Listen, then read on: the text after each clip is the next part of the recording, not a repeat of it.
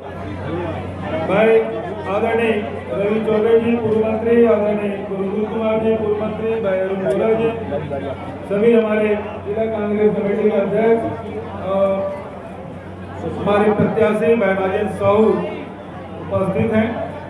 पत्रकार साथियों का मैं स्वागत करता हूँ, अभिनंदन करता हूँ। आज कार्यालय उद्घाटन के समय में सभी हमारे वरिष्ठ नेताओं ने, जिला अध्यक्षों ने अपनी बात रखी कि किस प्रकार से हमको चुनाव में जाना है और जो मुद्दे हैं, चाहे प्रदेश का हो चाहे राष्ट्रीय मुद्दे हैं, बहुत महत्वपूर्ण हैं। इन मुद्दों को लेकर हम लोगों को जाना है और ख़ासकर ये जो चुनाव है वो आम चुनाव नहीं है, खास चुनाव है। क्योंकि ये लोग नारा लगाते हैं 400 पार, और 400 सीट इसलिए चाहिए तो संविधान संशोधन कर सकें, और इसलिए आज संविधान खतरे में है, लोकतंत्र खतरे में है। जिस प्रकार से विपक्ष के प्रदेश के मुख्यमंत्री चाहे झारखंड के हों चाहे दिल्ली के हों, उसको जेल में ठूंस दिया गया है। जिस प्रकार से कांग्रेस के हमारे बैंक खाते सीज कर दिए गए हैं, तो चुनाव सर पे हैं और ईडी आईटी ये इस प्रकार से कार्रवाई कर रहे हैं जैसे भारतीय जनता पार्टी का अनुषांगिक संगठन है। और जो हमको संविधान भी ये कहता है और इलेक्शन कमीशन भी ये कहता है कि लेवल प्ले ग्राउंड होना चाहिए। तो लेवल प्ले ग्राउंड कहाँ है? आप जितने भी हमारे संवैधानिक संस्थाएं हैं आज मौन हैं।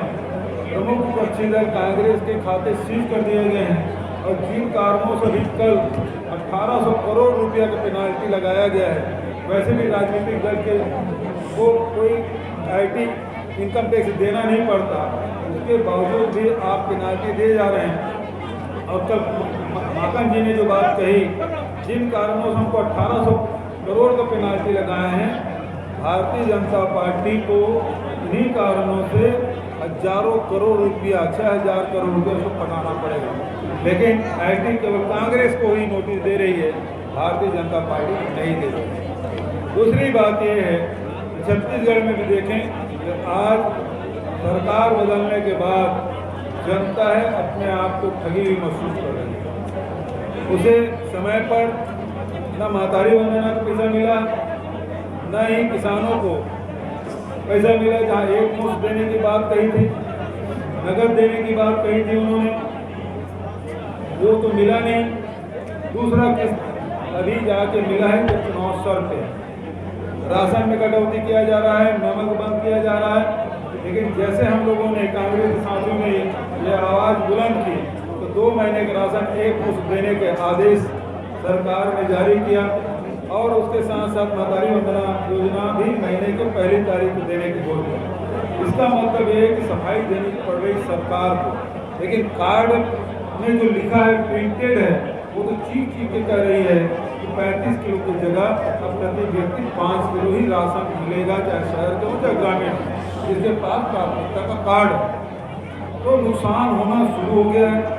गोधन न्याय योजना बंद हो गया, भूमि श्रमिक न्याय योजना बंद हो गया, राजीव गांधी किसान न्याय योजना की किस्त नहीं मिला है, बेरोजगारी भत्ता बंद हो गया, राजीव मितान क्लब बंद हो गया।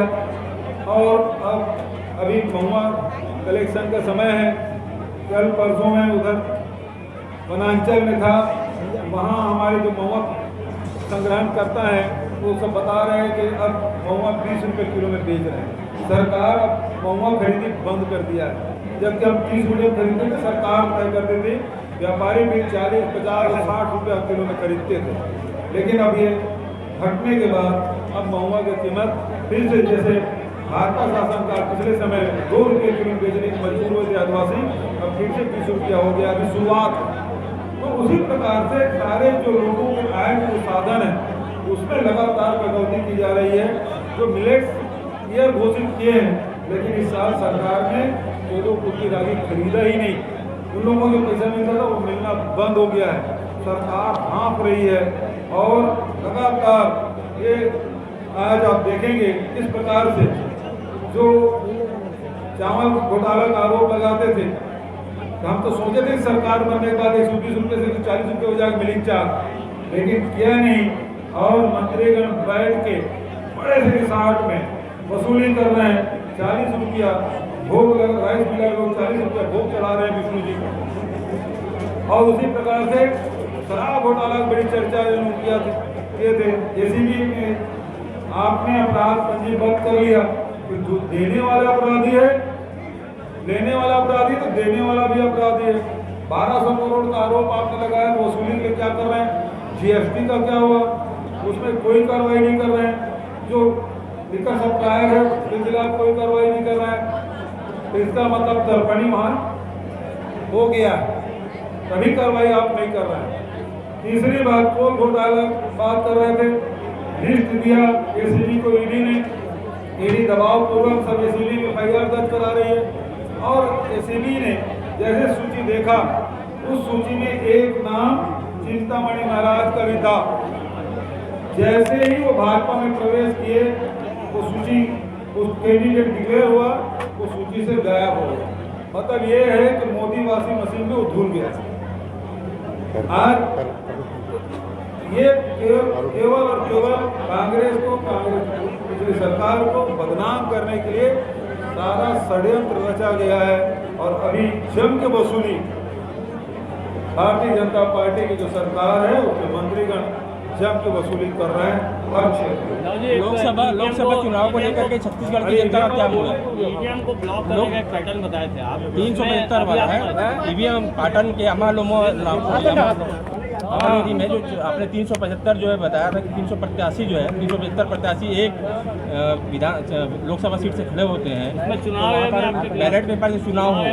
तो इसको लेकर के क्या भारत निर्वाचन आयोग का ये कहना है कि ऐसी कोई व्यवस्था नहीं, 382 सीटों तक अब तक 382 प्रत्याशियों का कराएगी। 375 है वो, मुझे थोड़ा सा वो आंकड़े में थोड़ी गलत बनी हुई। वो 384 नोटा सहित है। जो निर्वाचन आयोग का जो वेबसाइट है उसमें आप देखेंगे कि नोटा सहित 384। दुर्ग जिले में आज कांग्रेस पार्टी द्वारा कार्यकर्ता सम्मेलन का आयोजन किया गया था। क्या कुछ उद्देश्य था और इस बार की किस प्रकार की रणनीति है कांग्रेस पार्टी के चुनाव लड़ने की? आज दुर्ग जिले में कांग्रेस पार्टी का लोकसभा चुनाव को लेकर यहाँ पर जिला मुख्यालय का शुभारम्भ किया गया है। उसी मौके पे यह कार्यक्रम रखा गया था। और निश्चित तौर पे जिस तरीके से जनता की रुझान दिख रही है, सेंट्रल में मोदी जी के द्वारा निरंतर जो हर चीज़ पे, उनके हर घोषणाओं पे जो उनके द्वारा जो ना धोखा दिया जा रहा है, और उसको देखते हुए जनता का पूरा साथ अभी आज की तारीख में कांग्रेस पार्टी के साथ में है। और निरंतर बीजेपी के केंद्रीय नेतृत्व के द्वारा कांग्रेस पार्टी में विभिन्न प्रकार का प्रेशर बनाया जा रहा है ताकि पार्टी में कमज़ोर हो। लेकिन जनता का साथ हमारे साथ में, निश्चित तौर पे बहुमत के साथ हम जीत के आएंगे।